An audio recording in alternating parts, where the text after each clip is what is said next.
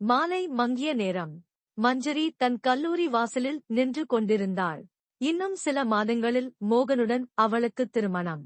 சித்தப்பா பாசமாகவும் சித்தி கண்டிப்புடனும் இருக்க வாழ்வு வசந்த காலம் போல் நகரும் என்று எண்ணியிருந்த அவளுக்கு அந்த மாலை பொழுது ஒரு புயலாக வந்தது. திடீரென ஒரு கார் அவளுக்கு எதிரே வந்து நின்றது. அதிலிருந்து இறங்கிய சுதாகரன், உடனடியாக நீ என்னை கல்யாணம் செய்து கொள்ள வேண்டும் என்றான். மஞ்சரி அதிர்ந்து போனாள். எனக்கு மோகனுடன் திருமணம் நிச்சயிக்கப்பட்டிருக்கிறது என்றாள். சுதாகரன் பொறுமையாக, உன் சித்தப்பாவின் மகன் மோகன் பெரிய அளவில் பண மோசடி செய்திருக்கிறான். அதற்கான ஆதாரங்கள் என்னிடம் உள்ளன. நீ என்னை திருமணம் செய்து கொள்ளவில்லை என்றால் மோகன் சிறைக்குச் செல்வான். இந்த திருமணம் அவனுக்கு ஒரு பாதுகாப்பு கவசம் என்றான். வேறு வழியின்றி மோகனை காப்பாற்ற வேண்டிய கடமை தனக்கு இருப்பதாக உணர்ந்த மஞ்சரி, சுதாகரனை திருமணம் செய்து கொள்ள சம்மதித்தாள். திருமணம் சடங்காக நடந்தது. சுதாகரனை அவளால் கணவனாக ஏற்க முடியவில்லை, கைதியாகவே உணர்ந்தாள். ஆனால் அவன் மரியாதையாகவும் அவளது விருப்பங்களை அறிந்தும் செயல்பட்டான். மெல்ல மெல்ல அவனது கண்ணியமும் பொறுமையும் அவளுக்கு ஆறுதல் அளித்தன. ஒரு நாள் மழை பெய்து கொண்டிருந்த போது தன் கடந்த காலத்தை எண்ணி மஞ்சரி கண்கலங்கினாள். சுதாகரன் மெதுவாக அவளருகில் வந்து, என்ன ஆச்சு மஞ்சரி?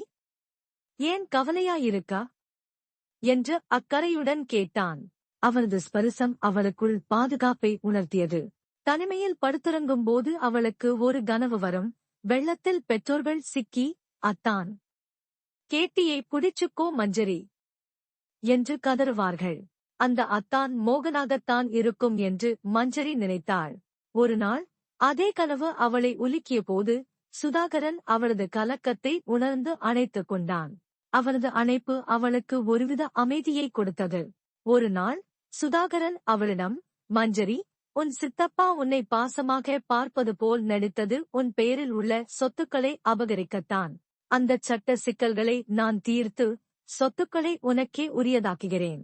அதன் பிறகு உன் சித்தப்பா எப்படி நடந்து கொள்கிறார் என்று பார் என்றான். மஞ்சரிக்கு அவனது வார்த்தைகள் புரியவில்லை.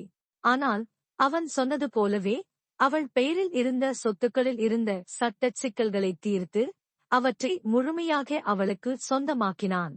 பிறகு அவளை தன் சித்தப்பா வீட்டுக்கு அனுப்பி வைத்தான். சித்தப்பா வீட்டுக்கு மஞ்சரி சென்றதும் அவளை கண்டதும் அவர் முகத்தில் எந்த உணர்வும் இல்லை. இனி உனக்கு இங்கே இடமில்லை. உன் சொத்துக்கள் எல்லாம் போய்விட்டன அல்லவா என்று கத்தி எந்த ஈவு இரக்கமும் இல்லாமல் அவளை வீட்டை விட்டு துரத்தினார். சுதாகரன் சொன்னது அத்தனையும் உண்மை என்பதை அவள் உணர்ந்தாள். அவள் கதறினாள். ஆனால் யாரும் உதவவில்லை. சித்தப்பா தன்னுடைய ஆட்களை அழைத்து அவளை ஒரு ரகசிய இடத்திற்கு கடத்திச் சென்றார். அங்கு பலத்த பாதுகாப்புடன் மஞ்சரி அடைத்து வைக்கப்பட்டாள். பல நாட்கள் கடந்தன. மஞ்சரிக்கு ஒரு நம்பிக்கை இருந்தது. சுதாகரன் வருவான் என்று அவளது உள்ளுணர்வு கூறியது. அவள் நம்பியது போலவே ஒரு நாள் அந்த ரகசிய இடத்திற்குள் சுதாகரன் புகுந்தான். அவன் தன்னந்தனியாக பலரை எதிர்த்து போராடி அவளை காப்பாற்ற வந்தான். அவன் காயம்பட்டிருந்தான். இருப்பினும் அவளை காப்பாற்ற வேண்டும் என்ற ஒரே குறிக்கோளோடு வந்திருந்தான். சுதாகரனின் இந்த செயல் அவளுக்கு அவனை பற்றியிருந்த அனைத்து மாயைகளையும் உடைத்தெறிந்தது. அவனது கண்களில் வெறும் அச்சுறுத்தல் தெரியவில்லை, ஆழ்ந்த அன்பு தெரிந்தது. மஞ்சரி சுதாகரனை கட்டிப்பிடித்துக் கொண்டாள். நீங்கள் ஏன் எனக்காக இவ்வளவு செய்தீர்கள் என்று கேட்டாள். சுதாகரன் அவளை தேற்றினான். உன் பெற்றோருக்கு கொடுத்த வாக்குறுதியை காப்பாற்றத்தான் என்றான். என்ன வாக்குறுதி என்று கேட்ட மஞ்சரிக்கு அவன் மெதுவாக, உன் பெற்றோர் வெள்ளத்தில் சிக்கித் தவித்த போது உன்னை காப்பாற்றுமாறு என்னிடம் கெஞ்சினார்கள். அத்தான் கேட்டியை புடிச்சுக்கோ மஞ்சரி என்று அவர்கள் கதறியது என்னை பார்த்துத்தான். நான் உன் பெற்றோரின் தங்கை மகன். உன் சித்தப்பா உன் சொத்துக்களை அபகரிக்க திட்டமிட்டிருந்ததை அறிந்துதான் உன்னை என் பாதுகாப்பில் வைத்துக் கொள்ள நினைத்தேன். அதனால்தான் இந்த திருமண நாடகத்தை ஆடினேன். உன் மேல் எனக்கு ஒரு ஈர்ப்பு ஏற்பட்டதும் ஒரு காரணம் என்றான். மஞ்சரிக்கு தலை சுற்றியது. தனது கனவு, தனது பெற்றோர், அந்த அத்தான், அத்தனையும் அவளுக்கு ஒரு சேர புரிந்தது. மோகனே அத்தான் என்று எண்ணியிருந்தாள். ஆனால் அவளது உண்மையான அத்தான் அவளை காப்பாற்ற வந்த சுதாகரன் தான் என்பதை உணர்ந்தாள். அவளது கண்களில் நீர் பெருகியது. அது துக்கத்தின் கண்ணீர் அல்ல, நிம்மதியின் கண்ணீர் மற்றும் புதிதாக மலர்ந்த காதலின் கண்ணீர். தனது வாழ்க்கையில் உண்மையான அன்பு எது, பாசம் எது, துரோகம் எது என்பதை அவள் புரிந்து கொண்டாள். சுதாகரனின் கையை பிடித்துக் கொண்டாள். இனி அவளுக்கு எந்த பயமும் இல்லை.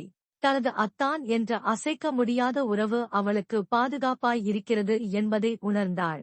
அவள் வாழ்வில் ஒரு புதிய விடியல் பிறந்தது. அந்த விடியலில் சுதாகரனின் கரம் அவளது கை கோர்த்திருந்தது.